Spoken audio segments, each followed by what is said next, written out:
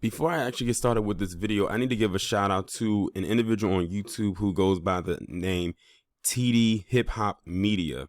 And this is the story I'm about to talk about is actually how I found out about this. And what I'll do is I'll leave the link to his commentary about what I'm talking about I'll pin it down to the comments below or put it in the description, and you can go and check out his commentary as well. But when I heard about this, I said, wait a minute, I didn't even know this happened. And apparently it probably caught him by surprise as well, because of the time that he uploaded his commentary about this, considering that what I'm about to read to you from the website was posted at the end of January, and here we are practically in the middle of February. So we all know who this individual is on the screen. That's 46 Jim Crow Biden. Listen, I'm getting tongue tied right now, forgive me. Or Mr. Touchy Feely, as I like to call him. And we all know when black people have been talking about wanting to get tangibles for a long time now, for quite some time now, and how they often get ignored. How we often get ignored, I should say, and saying that, oh, we can't afford to do this, we can't afford to do that, from everybody who is talking about it, whether they lean politically to the left or lean politically to the right, or maybe don't lean any way politically at all. Keep saying, oh, we black people don't need reparations and all different types of stuff like that, but they'll find a way to slip something in for other groups of people, or other ethnic groups. But they will also slip in something for people who identify a different way lifestyle wise, or you could say sexual orientation, or let's just put it on the table, those in the academy. And that's exactly what the Biden administration is about to roll out. Because according to this article from slate.com, excuse me, they are about to pay out thousands to victims of anti-gay discrimination. Posted January 31st, 2022. And check this tagline. Most would-be beneficiaries don't know they're eligible. When I read that, it basically is telling me that these individuals most likely did not know that they were going to receive anything. Like they specified, they weren't asking for anything, but they're just about to receive something just based on their lifestyle. Meanwhile, black people have been persecuted for hundreds and hundreds of years.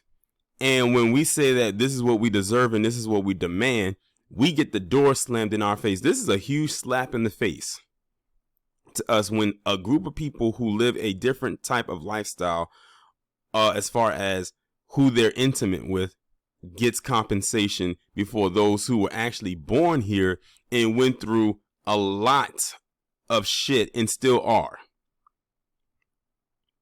But this is who they voted for. I didn't vote for them.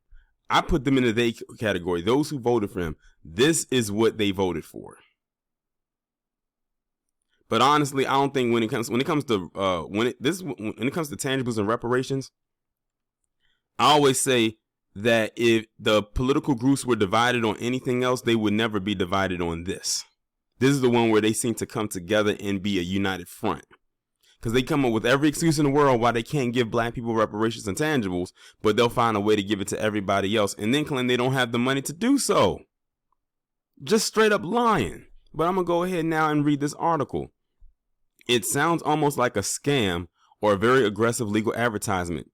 Gay, discriminated against, you, yes you, may be eligible to collect a small fortune from the federal government today. But it is no scam. The Biden administration paying out substantial sums of money to the surviving partners of same-sex couples who were denied the right to marry. This is who they're about to give money to.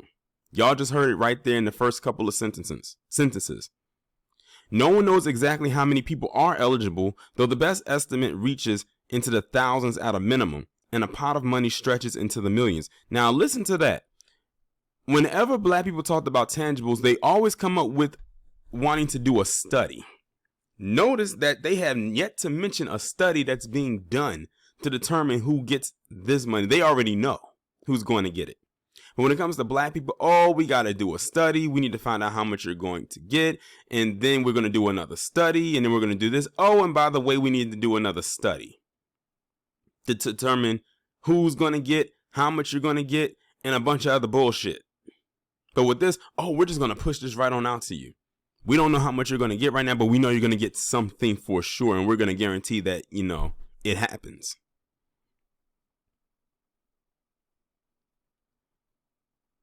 Unfortunately, few of these individuals know they're entitled to these payouts, and many are elders of advanced age. So they're giving money to people that don't know that they're going to receive anything. Like I said before, they didn't even ask for it. So it's going to be like a pot of money. It's just going to just drop right into their lap unexpectedly, and they're probably not going to know why it's happening. They're just glad it's happening. So academy groups are in a race against time to identify and assist this population in vindicating their constitutional rights before it's too late. Lambda Legal, the organization leading this campaign, laid the groundwork in 2 lawsuits filed during Donald Trump's presidency.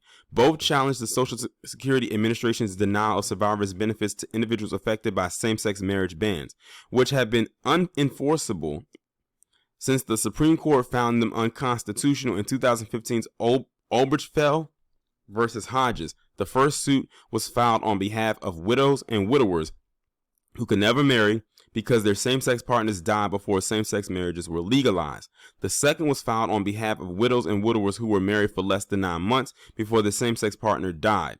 Typically, survivors' benefits are only available if the marriage lasted more than 9 months, but an unconstitutional law prevented the couple from marrying until the end of one's partner's life. Lambda argued, and the government had an obligation to alter this rule. In each case, a federal judge agreed that the denial of survivors' benefits violated the Constitution. These judges ordered immediate payouts to the individual plaintiffs and certified nationwide class actions on behalf of every other Academy member injured by this exclusionary policy. Predictably, the Trump administration dragged its feet in paying out benefits to the plaintiffs and appealed the class actions, attempting to quash them. So this is something that's been going on for some time. They said this goes back to the 45 presidency, but they weren't trying to pay it out. And now under the Biden administration, it seems that they're finally going to do it. Scholars of the 2020 election will be interested to know that Jeffrey Bossert Clark led the appeal just weeks before plotting a coup at the Justice Department. Once President Joe Biden entered the White House, however, the Department of Justice started to sing a different tune. On November 1st, 2021, the DOJ settled the cases dismissing the appeals. The timing was propitious. 4 months earlier, Biden fired Andrew Saul, Trump's terrible commissioner of the Social Security Administration, and replaced him with Kilolo Kijakazi, an Academy-friendly progressive. With Biden's officials in place, the federal government is eager to start paying out survivors' benefits to victims of anti-gay discrimination. Listen to that, eager. And like I said, they didn't even ask for it. They didn't even demand for it, but they're about to get it. Like they said in the article, they said a lot of them didn't about to get payouts and they don't even know why. How much money are we talking about?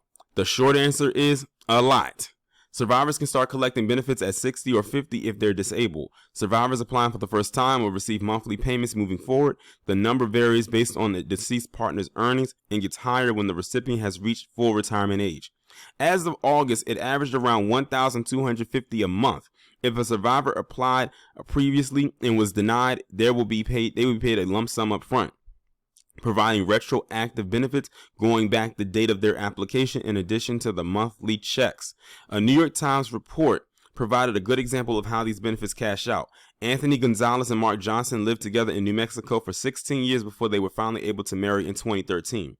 Johnson died in 2014. Gonzalez applied for survivors' benefits 6 years ago, facing swift rejection. Recently, thanks to the settlement between Lambda and Biden, he received a $90,000 retroactive payment, as well as an $1,800 monthly check. Some survivors might assume they aren't eligible because they never actually got married, but the Social Security Administration has trained its staff to gauge whether a survivor would have been married before the unconstitutional marriage ban. Among other factors, they look at whether the couple was in a committed relationship, living together or owned property together, supported each other financially, raised children together, or held a commitment ceremony. No single factor determines the outcome. It's a flexible standard meant to accommodate for the restraints of anti-gay animus imposed on same-sex couples. Applicants can provide documentation, and if they are turned down, they have an opportunity to appeal. So far, the Social Security Administration has identified 700 people who previously applied for and were unconstitutionally denied survivors' benefits.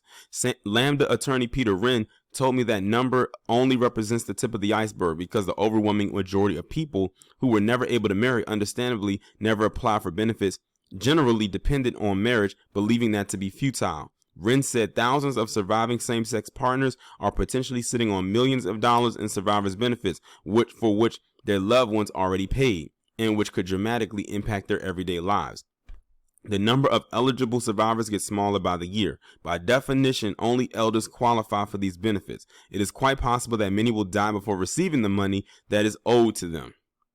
The responsibility to identify beneficiaries and help them claim their money now falls on the Academy community and its allies. When the Supreme Court brought marriage equality to all 50 states, it did not end the battle for same-sex couples equality under law. Both the Obama and Trump administrations tried to deny citizenship to certain children born abroad to gay American citizens. In 2020, Indiana's Republican Attorney General asked the Supreme Court to let states strip rights from same-sex parents, rendering them legal strangers to their own children. 1 year earlier, Alaska attempted to deny equal benefits to same-sex military spouses, maintaining an official policy that deemed these couples unmarried. And right up until 2021, the federal government's official position remained that it must abide by unconstitutional marriage bans in denying survivors benefits. It is heartening to see the Biden administration abolish this policy and provide redress to its victims. These steps will directly improve thousands of Academy elders' lives. They should also remind us that no amount of money can make up for decades of cruel and unlawful anti-gay discrimination. But I'm sure it's going to kind of, soothe that wound. No, I bet that they're not going to turn down that money. But all in all, they about to get their check, or should I say checks? They about to get their checks, and they didn't even really have to fight for it. That's the crazy part. That's the whole thing about it. We over here demanding and trying to fight for ours. They didn't have to do it. They didn't have to really do that much heavy lifting. So as you can see, the previous administrations wasn't really going for it like that. But then this one comes in and says, we're going to demolish all those appeals and we're just going to, give them, their money. But these are the same people that claim that they don't have enough money to pay out reparations and intangibles to FBA. Claim that they can't afford to do so. They definitely can. Don't let them sit there and try to run game when you said that they can't, when they most definitely can. They know they can. They just don't want to. They just don't want to. And let's keep in mind that the Academy population is extremely small. Very small, like very tiny. And that's just in America. Imagine globally. But they're bending over backwards in order to get them, whatever it is that they want. Are we surprised? Because I'm not. But like I said, this is who they voted for. And this is who now they have to deal with. Y'all let me know what y'all think about this down in the comments. Like, share, subscribe. If you are new, make sure you go and hit that bell so you can be notified every time I upload a new video or go live.